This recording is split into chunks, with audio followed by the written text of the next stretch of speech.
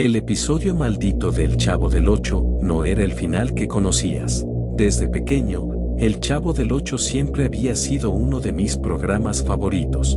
Aunque sus episodios eran repetidos constantemente en televisión, nunca me cansaba de las mismas bromas, de las interacciones entre Don Ramón y Kiko, o de las escenas cómicas entre el Chavo y la Chilindrina. Me sabía de memoria todos los diálogos y situaciones, o al menos eso creía, hasta que una experiencia reciente me reveló que había algo mucho más oscuro detrás de aquel inocente programa. Todo comenzó hace unos meses, una tarde cualquiera en la que decidí revisar algunos foros antiguos de internet.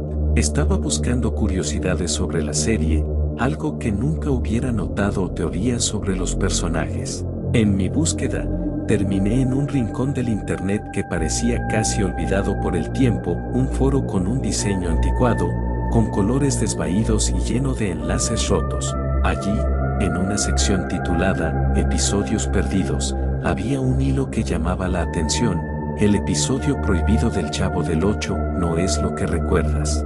Al principio pensé que era solo otra teoría de los fans o una broma pesada, pero la curiosidad me pudo más. El usuario que lo había publicado, con un nombre de usuario lleno de caracteres extraños e irreconocibles, decía que había encontrado un episodio que nunca había salido al aire. Según él, había sido grabado, pero luego eliminado debido a su contenido perturbador. No ofrecía más detalles, solo un enlace de descarga y una advertencia: si amas tu infancia, no lo veas. Mis manos dudaron por un momento antes de hacer clic, pero la tentación era demasiado fuerte.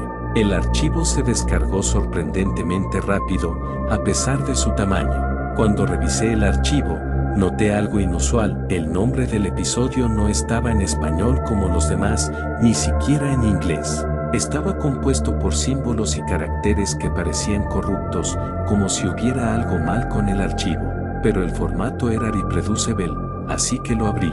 Si hubiera sabido lo que iba a suceder después, jamás lo habría hecho. El episodio comenzó con la clásica melodía de la introducción, pero inmediatamente noté algo diferente.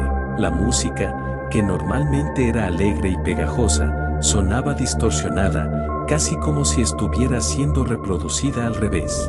Las imágenes también parecían deterioradas, como si hubieran sido filmadas con una cámara defectuosa, con rayones y una especie de interferencia estática en la pantalla.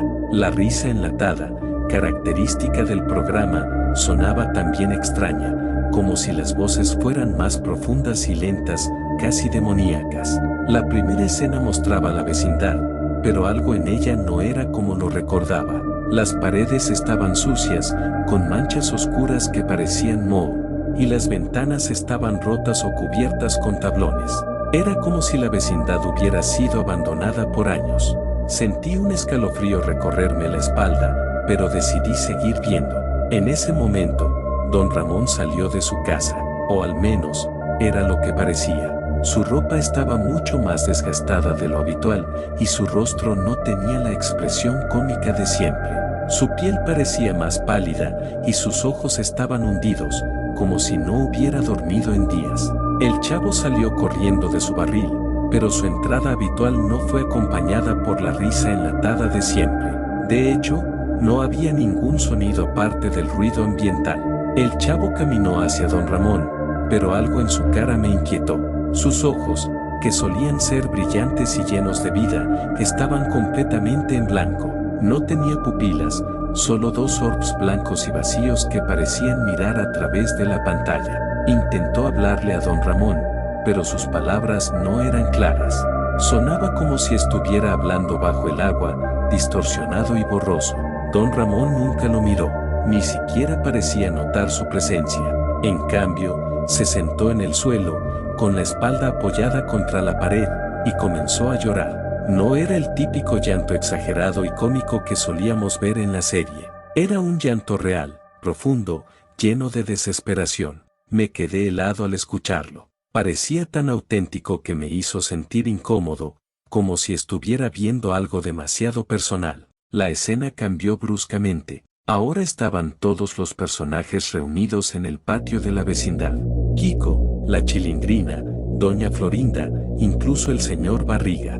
Pero había algo en sus expresiones que me aterrorizó. Todos estaban de pie, inmóviles, mirando directamente a la cámara. Nadie hablaba, nadie se movía. Era como si fueran solo maniquíes, vacíos de cualquier emoción o vida. El chavo intentó hablarles, pero nadie le respondía. Comenzó a correr de un lado a otro, desesperado, gritando sin sonido, mientras la cámara lo seguía de cerca. Su rostro reflejaba un terror que nunca había visto en el personaje. Parecía que sabía algo que los demás no, algo que lo estaba consumiendo por dentro. De repente, la imagen se cortó a negro, y apareció un mensaje en letras blancas, pero distorsionadas, como si estuvieran goteando sangre: nadie puede escapar. El chavo ya no está con nosotros.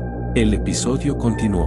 El chavo, ahora completamente solo, comenzó a caminar lentamente por la vecindad vacía. Las casas estaban en ruinas. Las puertas y ventanas estaban selladas con tablones, y las luces eran tenues, casi inexistentes. El chavo se detuvo frente a su barril, pero no entró.